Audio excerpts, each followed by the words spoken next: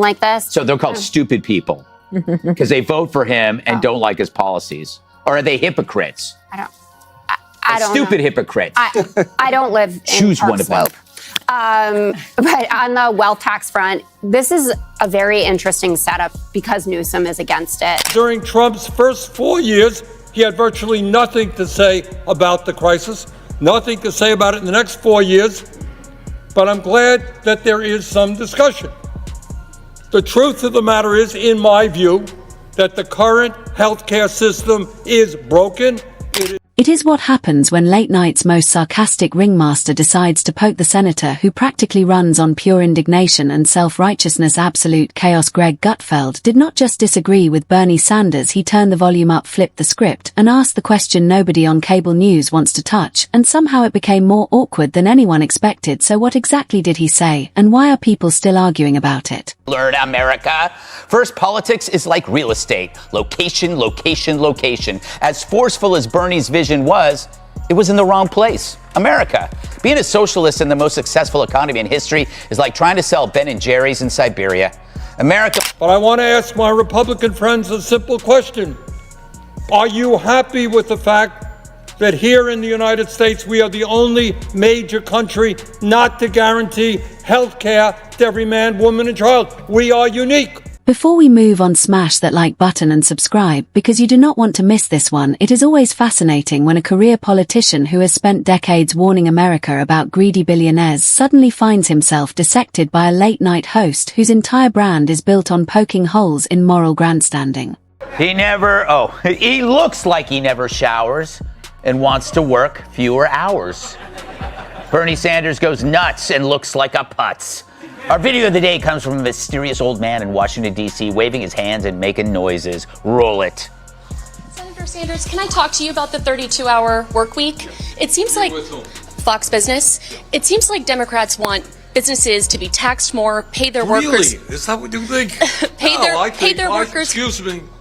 That is exactly what happened when Greg Gutfeld turned his full attention toward Bernie Sanders, and what unfolded was not another predictable left versus right shouting match, but a layered, almost philosophical clash between populist outrage and relentless satire. Got it.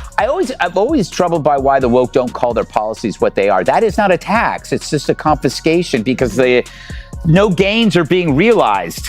So that is not a tax. It's a linguistic deception. It's like calling three people who hate each other Fox and Friends. Never understood that. There's no interest. He has no interest in the answers that you like. Why isn't he talking to people? Because he's not in charge. Most people think they understand Bernie Sanders. He is the senator who built his entire political career on railing against economic inequality, corporate greed, and what he calls a completely rigged system. Listen to a 70-year-old try to sell a bad idea that's twice his age and said no way. And that youth vote looks like the 50-plus crowd who pay their bills, make wiser choices. Surprise. Meanwhile, with Joe, that cardboard contraption may have structural flaws, but at least it's standing in the right place. Plus, he remembered his pants.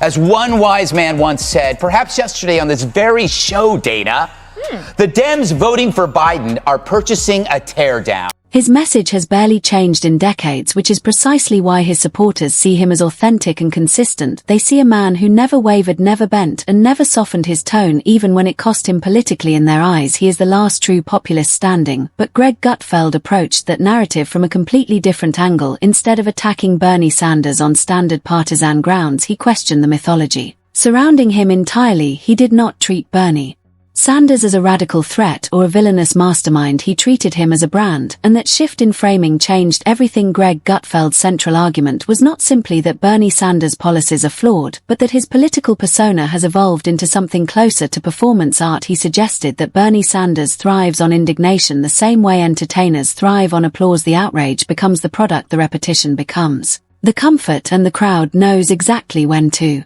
cheer because the script rarely changes. What makes this so fascinating is that Bernie Sanders supporters would argue that repetition is not performance but consistency, that the problems he highlights from healthcare costs to student debt remain unresolved, and therefore his tone remains justified. Yet Greg Gutfeld flipped that logic entirely, implying that endless repetition without measurable results might signal something else.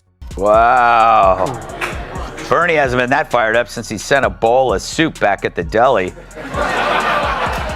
He's after billionaires now that he's a millionaire. Had to change that. Answering that question was the hardest he's ever worked. I think he needs a vacation at one of his 3 houses. So that was FBN's very own Hillary Vaughn, or Mrs. Peter Doocy. He leaned into the irony that a politician who constantly criticizes wealth and privilege has become one of the most recognizable and financially secure figures in American politics. This was not framed as an accusation of corruption, but as a contradiction that deserves scrutiny. Greg Gutfeld asked whether it is even possible to build a lucrative personal brand while simultaneously condemning the very system that made that brand profitable. The tension escalated when Greg Gutfeld addressed the broader cultural influence of Bernie Sanders' rhetoric, arguing that the senator's language, particularly around billionaires and corporations, has shaped an entire generation's perception of success itself. Instead of seeing entrepreneurship as aspiration, younger voters increasingly see it as exploitation. Greg Gutfeld questioned whether that shift fosters productive reform or simply fuels resentment. The discussion then moved beyond policy and into psychology. Greg Gutfeld suggested that Bernie Sanders' appeal lies in moral clarity, the comforting simplicity of identifying villains and victims in a chaotic political landscape. There is reassurance in believing the problem can be reduced to a handful of ultra-wealthy culprits. However, Greg Gutfeld challenged the practicality of that narrative, pointing out that despite years of passionate speeches and massive rallies, many of the structural changes Bernie Sanders advocates have not materialized. To enact some radical policies by the same people who are running all the corruption. He's just another puppet. I don't think you can get a clearer contrast. What is the first thing a Republican does when he's in office? He deregulates. He frees up capital. He gets businesses going. He'll fund the police. What is the first thing a Dem does, besides moving out of their parents' house? Raise taxes. It's not cut fraud. It's not, look at waste or abuse. It's raise taxes, which only incentivizes more waste.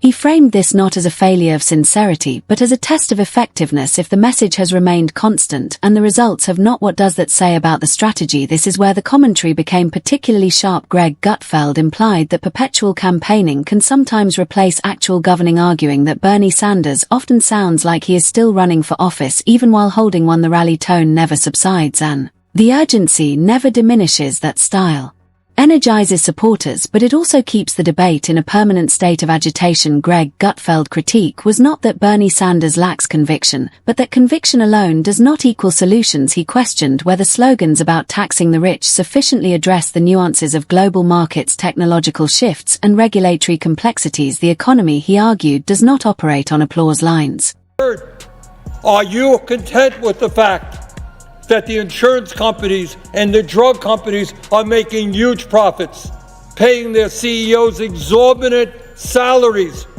Are you happy with that? Are you happy that patients in America have to get on the phone and fight like crazy and deal with all kinds of bureaucrats in order to get the health care that they paid for in an incredibly complicated, broken system? So if you want to have a debate about healthcare, let's have that debate. What made the segment compelling was Greg Gutfeld's refusal to treat Bernie Sanders as irrelevant. On the contrary, he acknowledged the senator's enduring influence, recognizing that Bernie Sanders dramatically shifted the Democratic Party conversation over the past decade, pushing topics like universal healthcare and tuition-free college into mainstream debate. That impact is undeniable, yet Greg Gutfeld framed that influence as a double-edged sword. By moving the conversation leftward, Bernie Sanders may have energized a base but also narrowed the party's appeal in competitive states. Greg Gutfeld suggested that moral intensity does not always translate into electoral viability, particularly in swing states where voters prioritize stability over revolution. He questioned whether public frustrations are best addressed through sweeping federal programs or incremental policy adjustments, arguing that sweeping promises risk creating dangerously unrealistic expectations when political leaders frame issues as moral emergencies. Supporters anticipate transformative change, and when that transformation does not arrive, disillusionment follows. Had 2 choices: the radically wrong, who honestly reflects the party's secret socialism, or the conventional codger, who'll limp to the finish line to deliver someone younger and new, like Hillary. It could work. But if they don't get Biden prepped and propped before Trump, it'll be like feeding old-growth logs to a wood chipper. All right, Jesse. Bernie's staying in, huh? Do you think here's a conspiracy? Yeah. He's staying in because he's not sure Joe's going to. The conversation then turned toward wealth itself. Greg Gutfeld challenged the assumption that wealth concentration automatically equates to moral failure, arguing that in a globalized economy driven by innovation, extreme success often reflects market demand rather than exploitation alone. By portraying billionaires as villains, he suggested Bernie Sanders simplifies a far more complicated reality. Critics would respond that concentration of wealth does create distortions in political influence and economic opportunity. That debate remains central to modern American politics. However, Greg Gutfeld's contribution was to question whether demonization is an effective path to reform. One striking point involved Bernie Sanders' remarkable longevity. Few politicians maintain national prominence for as long as he has. Greg Gutfeld argued that Bernie Sanders' persistence reflects the persistence of economic anxiety itself. If the grievances were fully addressed, the movement would fade. Instead, it continues,